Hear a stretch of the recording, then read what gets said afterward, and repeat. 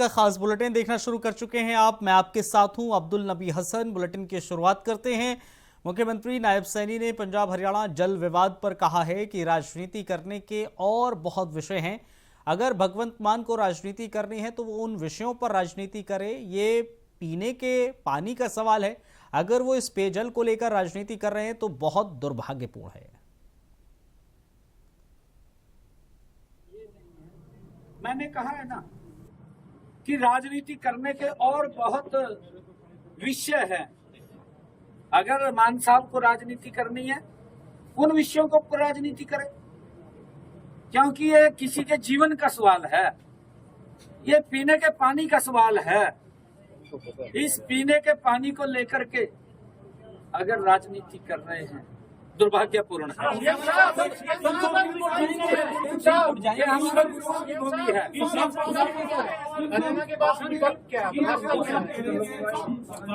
Special session हो, केंद्र को हो, सरकार को आगे बढ़ना चाहिए। ये इस तरीके से हम तो भीख नहीं मांग रहे जो है पंजाब। नहीं, देखिए, हम माननीय हाई कोर्ट को उस बात से हमने अभी तुरंत अवगत कराया है।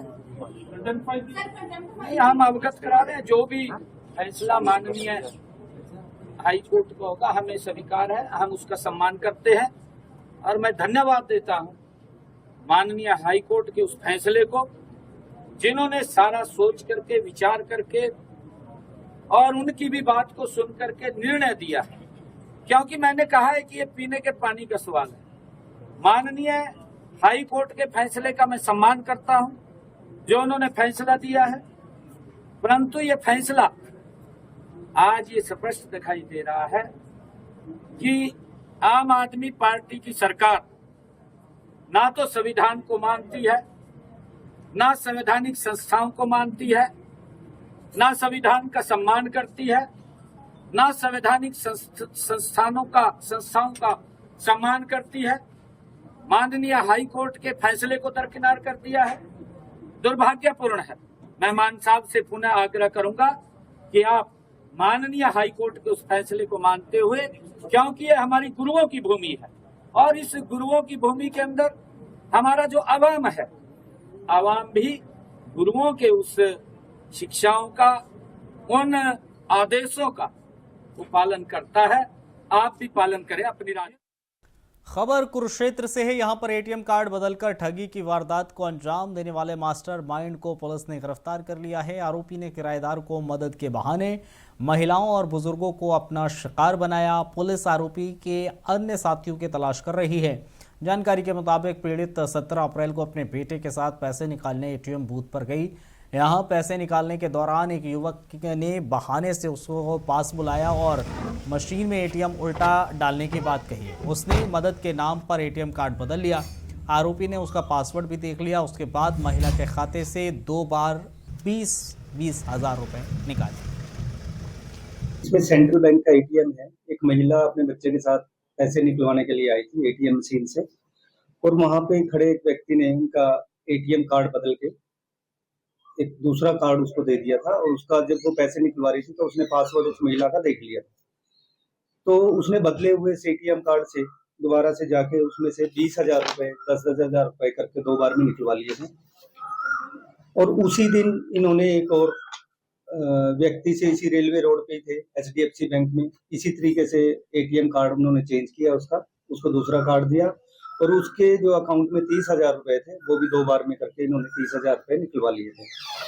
तो इन वारदातों में हमने, इस वारदात में सोनू है जो पुत्र कृष्ण वासी भिवानी खेड़ा, जिला भिवानी, को गिरफ्तार किया है, जो आजकल फिलहाल किराए का मकान लेके पिपली में ही रह रहा था। और जो इसका साथी है वो लखन है, जो खंडा खेड़ी, जिला हिसार का रहने वाला है। इन दोनों ने मिलके हमारे यहाँ कई वारदातों को अंजाम दिया है लड़कों ने। और इससे पहले भी अभी इसको हमने अरेस्ट किया। पूछताछ में इसने बताया कि बहुत पहले से एटीएम कार्ड बदल के पैसे निकलवाने का काम करता है। सबसे पहले इसका दोस्त है एक संदीप, उसके साथ इसने काफी कार्ड बदल के पैसे निकलवाए जो उत्तराखंड और यूपी में थे। वहां इन दोनों को गिरफ्तार कर लिया था और ये कई महीने जेल में रहा। जेल से आने के बाद फिर ये लखन के साथ जोड़ी बनाकर इसी तरीके की वारदातें ये करता है। हमारे कुरुक्षेत्र में इन्होंने 4-5 वारदातें की हैं। आज हमने एक मुकदमे में इसको गिरफ्तार किया है और इसको पुलिस रिमांड पे लिया है। बाकी इनसे पूछताछ कर रहे हैं और रिमांड के दौरान इसने रिकवर कराए हैं 109 एटीएम कार्ड इसके पास मिले हैं। ये वही कार्ड हैं जो लोगों के एटीएम बदले हुए इन्होंने, मतलब इन्होंने इस तरीके से काफी वारदातों को इन्होंने अंजाम दिया है। खबर कुरुक्षेत्र से है, जहां ऑपरेशन सिंदूर के बाद इंडियन मेडिकल एसोसिएशन के डॉक्टर्स ने 15 एक्सपर्ट डॉक्टर की टीम का गठन किया और इसको लेकर इंडियन मेडिकल एसोसिएशन ने कहा है कि सरकार की एक कॉल पर जहां कहेंगे वहां जाएंगे और मेडिकल सेवाएं देंगे। इंडियन मेडिकल एसोसिएशन की इस 15 मेंबर की टीम में सभी एक्सपर्ट डॉक्टर होंगे जो हृदय रोग से लेकर तमाम जो रोग हैं सारे विशेषज्ञ डॉक्टर अपनी निःशुल्क सेवाएं देने के लिए तैयार हैं।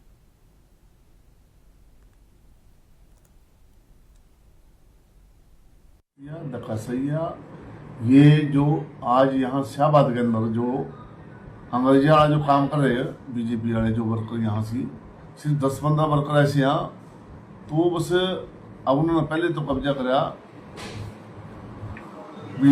सील में, सील के बाद कब्जा कराया वीडियो दफ्तर में, वहाँ पंचायत आपा सरपंच आपा शपथ बो देने किसी से पैसे मांगने बहुत बुरा कर रखा। मतलब इतना तो मतलब कभी अंग्रेजों के टाइम में भी साथ इतना नहीं होगा जितना ने कर रखा।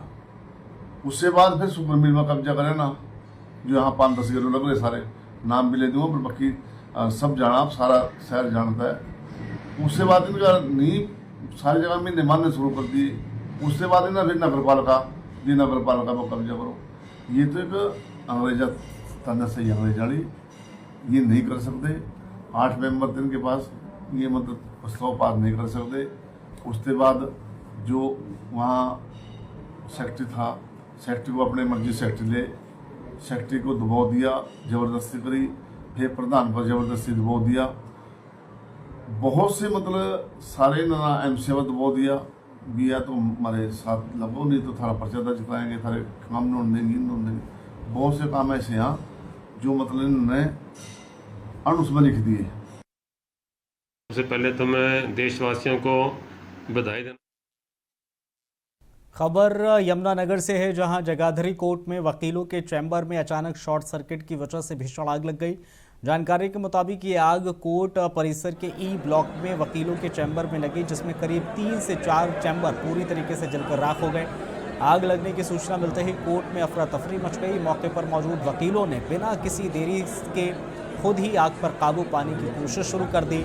उन्होंने काफ़ी बहादुरी सूझबूझ का परिचय देते हुए आग को फैलने से रोक दिया। थोड़ी ही देर में दमकल विभाग की गाड़ियों भी घटनास्थल पर पहुंची। उन्होंने आग पर काबू पाने का अभियान तेज कर दिया।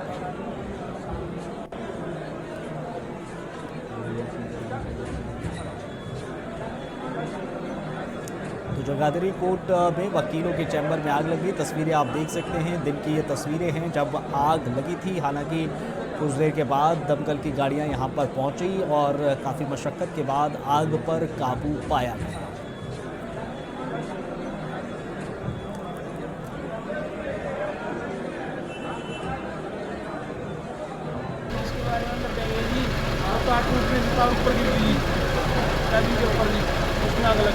तो आग पर काबू पा लिया गया सर, कोई नुकसान वगैरह?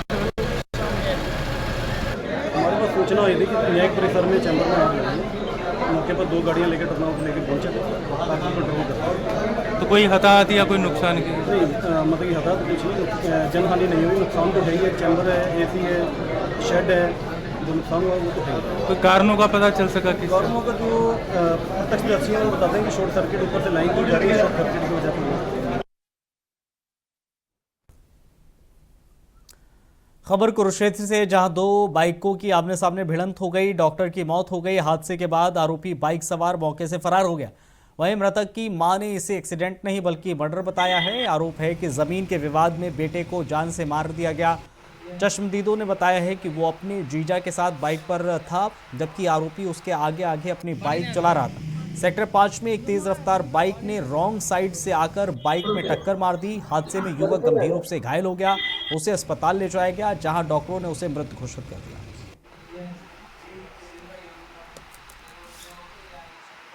मेरे नाम जमीन थी गांव में, एक लड़का पुलिस में है। उस जमीन को मेरे को ना उसने किसी पे सरदारों पे बेच दिया। मैं 6 महीने से चक्कर काट रही हूँ, मेरी कोई नहीं सुनवाई कर रहा है। कभी कहीं जा रही कभी कहीं जा रही। अब उन्होंने मेरा ध्यान हटाने के लिए मेरे बच्चे को ही मरवा दिया।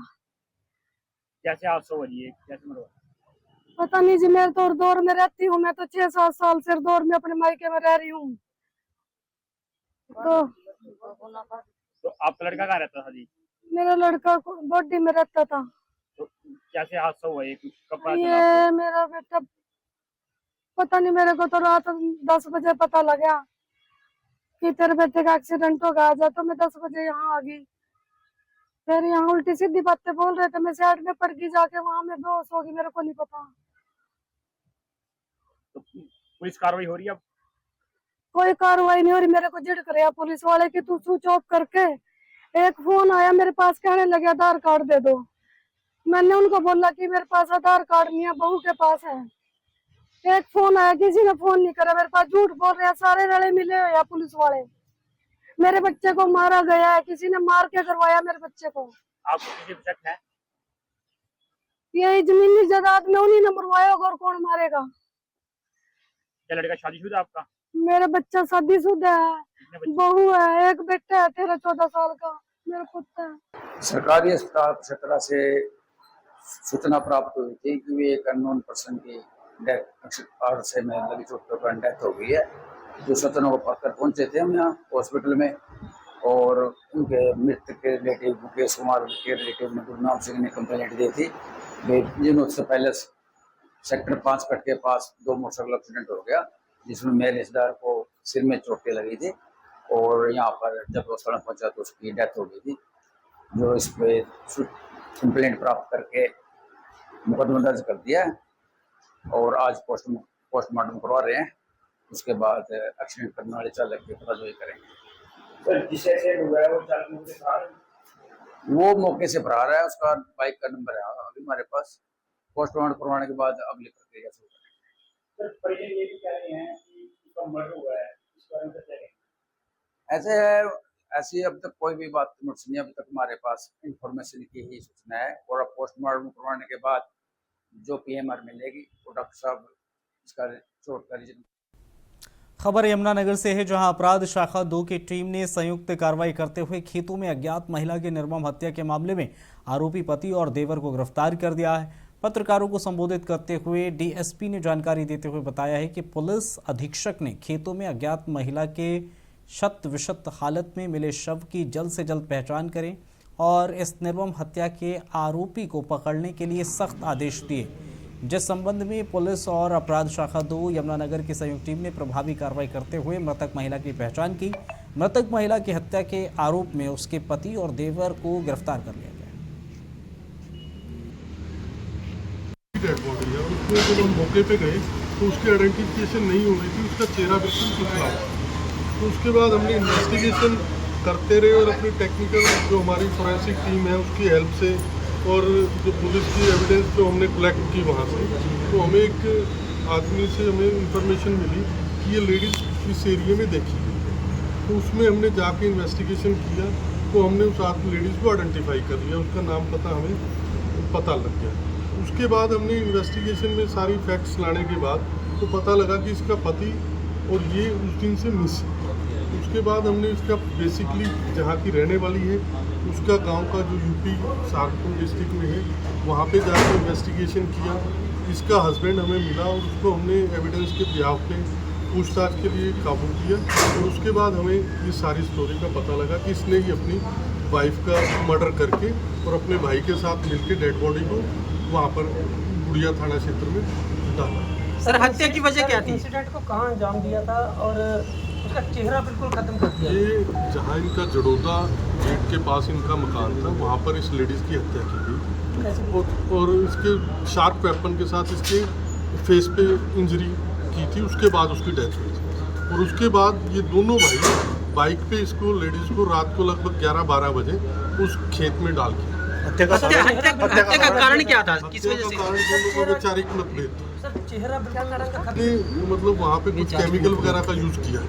कारण क्या रहे थे? कारण इसको ऐसा लग रहा था इसकी पत्नी का कहीं अवैध संबंध, उसकी वजह से इसने अपनी पत्नी कहते हैं। इस मैरिज कितना इस टाइम हुआ लेडीज इसमें? की सेकंड मैरिज थी, हाँ लड़के की फर्स्ट मैरिज। कितना टाइम हुआ? लगभग ये 4 साल से इकट्ठे रह रहे थे, लेकिन शादी को 2 साल हुए। लड़का ने जॉब की है सऊदी अरब और वो अभी पिछले 1.5-2 महीने से वापस आया हुआ है। चलिए इस बुलेटिन में फिलहाल इतनी ही, इजाजत दीजिए, नमस्कार।